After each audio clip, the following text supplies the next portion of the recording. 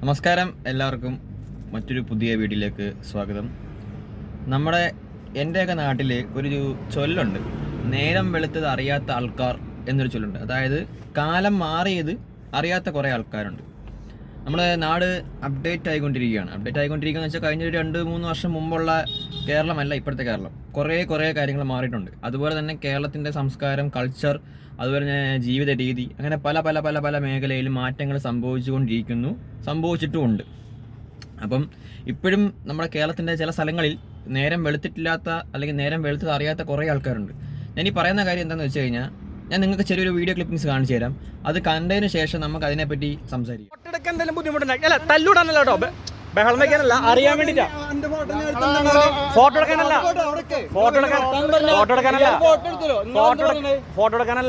ഒരു കാര്യം ചോദിക്കട്ടെ, ഓട്ടം എടുക്കാൻ എന്താ പിൽഗ്രിം സെന്ററാണ്, തീർത്ഥാടന കേന്ദ്രമാണ് ഗുരുവായൂർ. നിങ്ങൾ ആളെടുക്കാൻ അനുമതിയില്ല. ഒന്നാമത്. രണ്ടാമത്തെ നിങ്ങൾ ലൈസൻസ് കാണിക്കാൻ നിങ്ങൾക്ക് സൗകര്യമില്ല. യൂണിഫോം ഉള്ള പോലീസാണല്ലേ കാണിച്ചു കൊടുക്കണ്ടോ? അതല്ല ചോദിക്കുന്നത്. യൂണിഫോം ഉള്ള SIക്ക് കാണിച്ചു കൊടുക്കേണ്ട കാര്യമുള്ളൂ, നിങ്ങൾക്ക് കാണിച്ചു തരേണ്ട കാര്യമില്ല.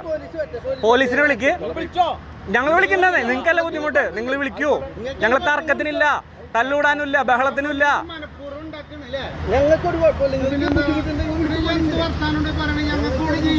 ചേട്ടാ, യൂബർ എല്ലാവർക്കും എടുത്തൂടെ? ചേട്ടാ, യൂബർ നിങ്ങളോടൂ. അപ്പൊ ഞങ്ങൾ അപ്പം നിന്ന് കൊടുക്കണ്ടേ? അപ്പൊ ഞങ്ങൾക്ക് എന്താ കുഴപ്പം? അപ്പൊ പിന്നെ ഇത് വല്ലാത്ത കാര്യമാക്കുമല്ലോ. ചേട്ടാ, ഇന്ത്യ ഗവൺമെന്റ് പറഞ്ഞിട്ട് ഓടാന്ന്, പിന്നെയാണോ? ഇല്ല, പുതുക്കണ്ട. ചേട്ടാ, പോലീസിനെ ആർട്ടിനെ ചേട്ടൻ വിളിച്ചേ. ഞങ്ങൾ ഇവിടെ ഓടുന്നുണ്ട്, ഞങ്ങൾ പിക്കപ്പ് എടുക്കുന്നുണ്ട്. ചേട്ടൻ വിളിക്കേ, ചേട്ടന് ബുദ്ധിമുട്ടുണ്ട്, ചേട്ടൻ വിളിക്കേ. കൊച്ചിയിൽ ഇതിലും വലിയ ബഹളങ്ങളാണ് ഞങ്ങളോട് പറഞ്ഞത്, മനസ്സിലായോ? വേറെ കാര്യം, സൗഹൃദപൂരമായിട്ട് ഒരു കാര്യം പറയട്ടെ. ഒറ്റ കാര്യം 4-3-7 വണ്ടി ഇവിടെ വന്ന് ട്രിപ്പ് എടുക്കണല്ലോ. പക്ഷെ ചേട്ടാ, ഇത് ഇഷ്യൂ ആയി കഴിഞ്ഞാൽ എറണാകുളത്ത് എത്ര വണ്ടി ഉണ്ടെന്ന് റോട്ടിലകത്ത് ഇത് മൊത്തം ഇങ്ങോട്ട് വരും. എത്ര തവണ തല്ലിടാൻ പറ്റും? തൃശ്ശൂർ ചേട്ടാ, തൃശ്ശൂരിൽ നിന്ന് പോയി ചോദിച്ചേ, ഇതുപോലെ തല്ലൂടെ ആളുകളൊക്കെ ഇപ്പൊ യൂബർ ഓട്ടോ ഓടിക്കുക. മനസ്സിലായോ?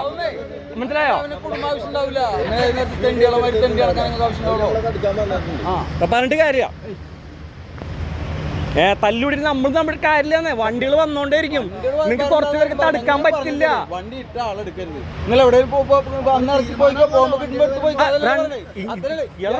ചേട്ടാ, പമ്പിലല്ല ചേട്ടാ, ഈ പെട്രോൾ ഗവൺമെന്റിന്റെ പമ്പില് ടാക്സും കൊടുത്ത് കിടക്കുന്ന ഡ്രൈവർ ഇവിടെ കിടക്കാൻ പാടില്ല. എന്താ പറയണേ? മാനേജർ ചേട്ടനോട് പറഞ്ഞോ? ഇദ്ദേഹത്തിന് നിങ്ങൾ എന്തീ പറയണേ? ടാക്സ് അടിച്ച് CNG അടിച്ച് നിങ്ങൾ പമ്പിൽ റെസ്റ്റ് ചെയ്യാൻ പറ്റില്ല എന്ന് പറയുന്നത് എന്താ? ഇവർക്കില്ലാത്ത ബുദ്ധിമുട്ട് നിങ്ങൾക്ക് എന്താ?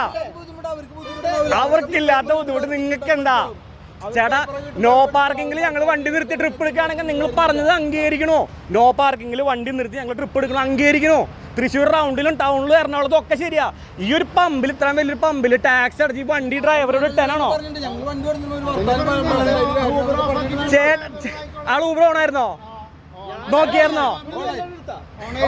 നല്ല കഷ്ടമാണ് കേട്ടോ, നിങ്ങൾ പറയണല്ലോ ഒരു ന്യായമില്ല കേട്ടോ.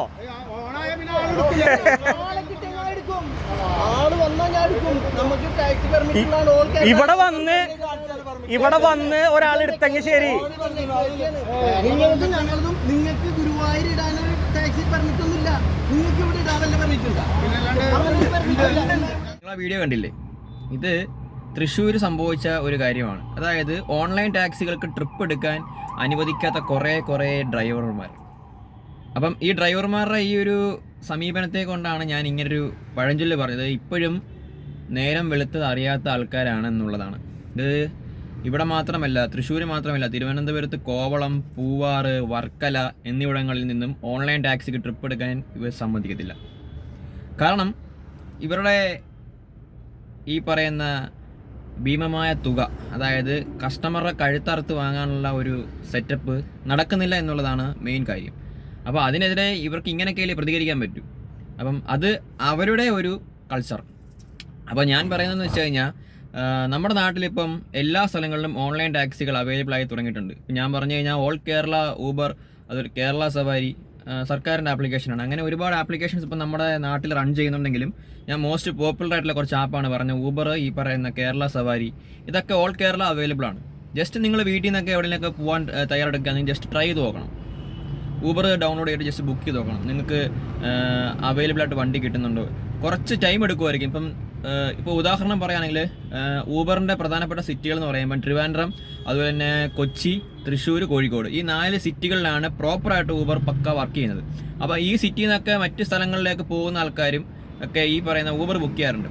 ഇപ്പം ഉദാഹരണം പറഞ്ഞു കഴിഞ്ഞാൽ നമ്മുടെ കൊച്ചിയിൽ നിന്നും ഇടുക്കിയിലേക്ക് ഒരാൾ ഊബർ ബുക്ക് ചെയ്ത് പോയി കഴിഞ്ഞാൽ തിരിച്ച് ആ ചെല്ലുന്ന വണ്ടിക്കാരൻ അവിടുന്ന് അടുത്ത ട്രിപ്പിന് വേണ്ടി ചിലപ്പോൾ വെയിറ്റ് ചെയ്യും. കാരണം റിട്ടേൺ ട്രിപ്പ് കിട്ടാൻ വേണ്ടി വെയിറ്റ് ചെയ്യും. അപ്പോൾ ആ സമയത്ത് ആരെങ്കിലും ഈ പറയുന്ന ഇടുക്കിയിൽ നിന്നും തിരിച്ച് റിട്ടേൺ കൊച്ചിക്കോ അല്ലെങ്കിൽ കോട്ടയത്തിനൊക്കെ ബുക്ക് ചെയ്യുകയാണെങ്കിൽ ഈ ഡ്രൈവർക്ക് ട്രിപ്പ് കിട്ടും. അപ്പോൾ അതാണ് ഞാൻ പറഞ്ഞത്, നിങ്ങൾ ജസ്റ്റ് നിങ്ങളുടെ നാട്ടിലൊക്കെ ഉള്ള സമയങ്ങളിൽ ട്രിപ്പ് ഒന്ന് ബുക്ക് ചെയ്ത് നോക്കുക. നിങ്ങളുടെ കൂട്ടുകാരെ കൊണ്ടോ അല്ലെങ്കിൽ ആരെങ്കിലും കൊണ്ടോ എവിടെയെങ്കിലും പോകണമെങ്കിൽ ബുക്ക് ചെയ്യിപ്പിക്കുക. അങ്ങനെ നമ്മുടെ അവൈലബിലിറ്റി ആക്സസ് കൂടുന്നതനുസരിച്ച് നമുക്ക് ഊബറിൻ്റെ സർവീസ് ഏരിയ അവർ വ്യാപിപ്പിക്കും. ഞാനിത് പറഞ്ഞതേ ഉള്ളൂ. പിന്നെ ഞാൻ പറഞ്ഞു വന്ന കാര്യം, നമ്മുടെ നാട്ടിലെ ഈ പരമ്പരാഗത ടാക്സി ഡ്രൈവർമാർ, ഞാൻ അവരെ കുറ്റപ്പെടുത്തുകയില്ല, ഇനി അങ്ങോട്ടുള്ള കാലം ഫുള്ളി അപ്ഡേറ്റഡ് ആണ്. നമ്മുടെ കേരളം ഫുള്ള് മാറിക്കൊണ്ടിരിക്കും. ഇപ്പോൾ ഓൾമോസ്റ്റ് എല്ലാ ആൾക്കാർക്കും ഊബറിനെ പറ്റിയൊക്കെ അറിയാം. പിന്നെ ആരൊക്കെ എത്രയൊക്കെ മറച്ചു വെച്ചാലും അല്ലെങ്കിൽ എത്ര ബോർഡ് വെച്ചാലും, ബോർഡ് വെക്കുന്നത് പറയാൻ കാരണം പല സ്ഥലങ്ങളിലും ബോർഡ് വെച്ചേക്കുന്നു, ഊബർ സർവീസ് ഇവിടെ അല്ല, ഇവിടെ എടുക്കാൻ പറ്റില്ല, ഊബർ ഇവിടെ നിരോധിച്ചിരിക്കുന്നു. ആര് പറഞ്ഞിട്ടാണ് ഈ പറയുന്ന ബോർഡൊക്കെ വെക്കുന്നത്? നിങ്ങൾക്ക് ബോർഡ് വെക്കാൻ എന്ത് റൈറ്റ്സാണ് ഉള്ളത്? റൈറ്റ്സും ഇല്ല. അപ്പം ഇതിൻ്റെ മെയിൻ കാര്യം എന്ന് വെച്ച് കഴിഞ്ഞാൽ ഊബറിന് എവിടെ വേണമെങ്കിലും പിക്കപ്പ് ചെയ്യാം. ഓൾ കേരള എവിടെ വേണമെങ്കിലും പിക്കപ്പ് ചെയ്യാം. കാരണം നമ്മളെപ്പോലുള്ള ഡ്രൈവർമാർ ഓൺലൈൻ ടാക്സി ഓടുന്നത് ടാക്സ് അടച്ചിട്ടാണ്. ഓരോ ട്രിപ്പിനും നമ്മൾ ടാക്സ് കൊടുക്കുന്നുണ്ട്. അതുപോലെ തന്നെ ഗവൺമെൻറ്റിന് 15 വർഷത്തേക്ക് ടാക്സ് അടച്ച് ഈ പറയുന്ന ടെസ്റ്റും ഫിറ്റ്നസ്സും ഇൻഷുറൻസും മറ്റു കാര്യങ്ങളും എല്ലാം എടുത്തിട്ടാണ് നമ്മൾ ടാക്സി ഓടണത്. അപ്പോൾ ഈ പരമ്പരാഗതമായ ടാക്സിക്കാർ ഓടുന്ന കണക്ക് തന്നെയാണ് നിങ്ങൾ ചെയ്യുന്ന എല്ലാ കാര്യങ്ങളും ചെയ്തുകൊണ്ടാണ് നമ്മളും വണ്ടി ഓടിക്കണത്. ഒരു കാര്യങ്ങളിലും മാറ്റമില്ല. നിങ്ങളടയ്ക്കുന്ന ഇൻഷുറൻസ് എത്രയാണോ ആ പ്രീമിയം തന്നെയാണ് നമ്മളും അടയ്ക്കുന്നത്. നിങ്ങൾ ഈ പറയുന്ന ടെസ്റ്റിനും മറ്റ് കാര്യങ്ങൾക്കും CF-നും എല്ലാം കൊടുക്കുന്ന പേയ്മെൻറ്റിൽ നിന്നാണ് നമ്മളും കൊടുക്കുന്നത്. നിങ്ങൾ അടയ്ക്കുന്ന അതേ ടാക്സാണ് നമ്മൾ അടയ്ക്കുന്നത്. പിന്നെ എന്താണ് വ്യത്യാസം? രണ്ട് പ്ലാറ്റ്ഫോം ആണെന്നാണ്. ഓഫ്ലൈൻ ട്രിപ്പും ഈ പറയുന്ന പോലെ ഓൺലൈൻ ട്രിപ്പും. ഈ പറയുന്ന ഒരു ടാക്സി സ്റ്റാൻഡിൻ്റെ മുമ്പിലും അല്ലെങ്കിൽ ഓട്ടോ സ്റ്റാൻഡിൻ്റെ മുമ്പിലും പോയി നമ്മൾ ട്രിപ്പ് എടുക്കാറില്ല. അതിൻ്റെ 50-100 മീറ്റർ ആ പരിസരത്ത് നിന്ന് മാറിയാൽ നമ്മൾ ട്രിപ്പ് എടുക്കാറുള്ളൂ. എന്നിട്ട് പോലും നമ്മളെ തടയാൻ വരികയാണ്. കാരണം ഞാൻ പറയട്ടെ, ഇപ്പം നമുക്കിപ്പോൾ ഒരു ട്രിപ്പ് ഓൺലൈനിൽ ഒരു കസ്റ്റമർ ബുക്ക് ചെയ്ത് കഴിഞ്ഞാൽ ആ ട്രിപ്പ് നമുക്ക് എടുക്കാം. നമ്മൾ ആരുടെ ക്യാൻവാസ് ചെയ്യാൻ പോകുന്നില്ല. ഓട്ടോ സ്റ്റാൻഡിൻ്റെ ഫ്രണ്ടിൽ പോയി സാറേ നിങ്ങൾ ഇവിടെ വന്ന് ട്രിപ്പ് ബുക്ക് ചെയ്യും, ഞാൻ ഇതിന് മുമ്പിൽ നിന്ന് എടുക്കാം.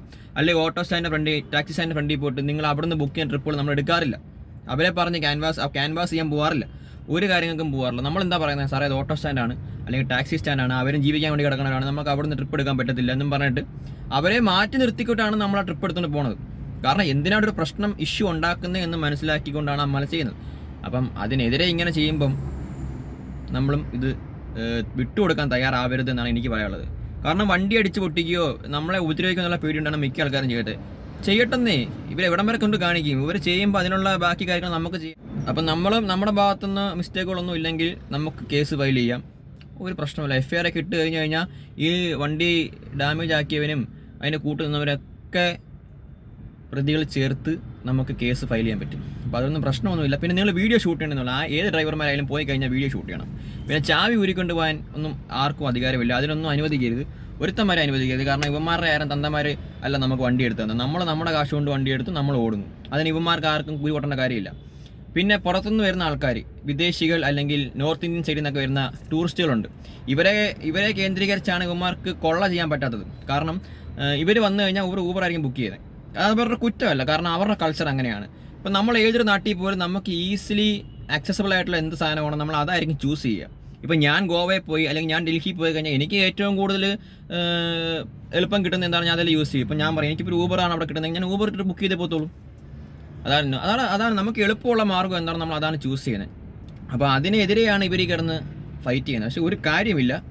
കാരണം ഹൈക്കോടതിയുടെ ഒരു ഉത്തരവുണ്ട്, നമ്മുടെ ടാക്സി സ്റ്റാൻഡും അതുപോലെ തന്നെ ഓട്ടോ സ്റ്റാൻഡും റോഡ് സൈഡിൽ നിന്നും മാറ്റണമെന്ന്. അതായത് അതിന് വ്യക്തമായ ഒരു പാർക്കിംഗ് സൗകര്യം കൊടുത്തുകൊണ്ട് തദ്ദേശ സ്ഥാപനങ്ങളോ പഞ്ചായത്തുകളോ അതിന് സ്ഥലം കൊടുക്കണം. ആ ഉത്തരവ് ഇപ്പോൾ ഉടനെ നടപ്പാവുമ്പോൾ പിന്നെ ഇവന്മാരുടെ കഴപ്പങ്ങ് മാറിക്കോളും. കാരണം ഈ ഓട്ടോ സ്റ്റാൻഡും ടാക്സി സ്റ്റാൻഡും കൊണ്ടാണ് മിക്ക സ്ഥലങ്ങളിലും ബ്ലോക്ക്, അതുപോലെ തന്നെ തിരക്ക്. ഇപ്പോൾ ചില പ്രധാനപ്പെട്ട സ്ഥലങ്ങളിൽ പോയി കഴിഞ്ഞാൽ ഏതെങ്കിലും കടയുടെ മുമ്പിലോ അല്ലെങ്കിൽ സ്ഥാപനങ്ങളുടെ മുമ്പിലൊക്കെ ഓട്ടോ സ്റ്റാൻഡ് ആയിരിക്കും. അപ്പോൾ അവിടേക്ക് വരുന്ന ആൾക്കാർക്ക് വണ്ടി പാർക്ക് ചെയ്യുന്ന സ്ഥലമില്ല. അവർ പിന്നെ എവിടെ കൊണ്ട് പാർക്ക് ചെയ്യും? ഇവന്മാർ തലേ കൊണ്ട് പാർക്ക് ചെയ്യണം. അപ്പോൾ അതുകൊണ്ടൊക്കെയാണ് ഇതിനൊക്കെ ഒരു കേസ് ആരോ കൊടുത്തതിൻ്റെ പേരിലാണ് ഇപ്പോൾ ഇങ്ങനൊരു വിധി വന്നത്. ഇത് നല്ലൊരു കാര്യമാണ്. കാരണം ഓട്ടോ സ്റ്റാൻഡ് കാരണം എല്ലാവർക്കും ഉപകാരമാണ്. ഓട്ടോ ഉപകാരമാണ്, ടാക്സി ഉപകാരമാണ്. പക്ഷേ അത് മറ്റുള്ള ആൾക്കാർക്ക് കൂടെ ഉപദ്രവം ഉണ്ടായിക്കൊണ്ടാവരുത് എന്നാണ് എനിക്ക് പറയാനുള്ളത്. ഇപ്പോൾ ഉടനെ വരെ ജീവിക്കാൻ വേണ്ടിയാണ്, ഞങ്ങൾക്ക് അങ്ങനെയാണ് ഇങ്ങനെയാണെന്നൊക്കെ പറയും. ഒരു കാര്യവും മോനെ. കാരണം ഇപ്പോഴത്തെ കാലം അങ്ങനെയാണ്. നമ്മുടെ നാട് അപ്ഡേറ്റ് ആവുന്നതനുസരിച്ച് നമ്മളും അപ്ഡേറ്റ് ആവണം. 1999 2000 ഒരു ജനറേഷൻ അല്ല ഇപ്പോഴത്തെ ജനറേഷൻ. മനസ്സിലാക്കുക. അന്ന് നമുക്ക് ഹോട്ടലിൽ പോയി ഫുഡ് കഴിക്കാം. ഇന്ന് നമുക്ക് ഹോട്ടലിൽ പോകേണ്ട കാര്യമില്ല. നമുക്ക് വീട്ടിൽ ഇരുന്നാൽ വീട്ടിൽ ഫുഡ് വരും ഇല്ലേ? പണ്ട് നമുക്ക് കടകളിൽ പോയി സാധനങ്ങൾ കണ്ട് നോക്കി വാങ്ങാമായിരുന്നു. ഈ പറയുന്ന തുണി ആയിക്കോട്ടെ, പച്ചക്കറി ആയിക്കോട്ടെ, എന്ത് സാധനങ്ങൾ കടയിൽ പോയി തൊട്ട് ഫീൽ ചെയ്ത് വാങ്ങാമായിരുന്നു. എന്നാൽ ഇപ്പം അങ്ങനെയാണോ? ഇൻസ്റ്റാമാർട്ട് ഉണ്ട്, ആമസോൺ, ഫ്ലിപ്കാർട്ടൊക്കെ ഉണ്ട്. ജസ്റ്റ് ഒന്ന് ബുക്ക് ചെയ്ത് കഴിഞ്ഞാൽ വീട്ടിൽ സാധനം വരും. പിന്നെ എന്തിനാണ് ഇവർ കടയിലൊക്കെ പോകുന്നത്? അപ്പോൾ അത്രമാത്രം ഹൈലി അപ്ഡേറ്റഡ് ആയിട്ടുള്ളൊരു നാട്ടിൽ ഊബറും ഒല മറ്റുള്ള ഓൺലൈൻ ടാക്സി പ്ലാറ്റ്ഫോമുകൾക്ക് പ്രവർത്തിക്കാൻ പറ്റതെന്ന് പറയും യുവമാരുടെ. യുവമാർക്ക് തന്തയ്ക്ക് സ്ത്രീധനം കിട്ടിയാണോ ഇതെല്ലാം?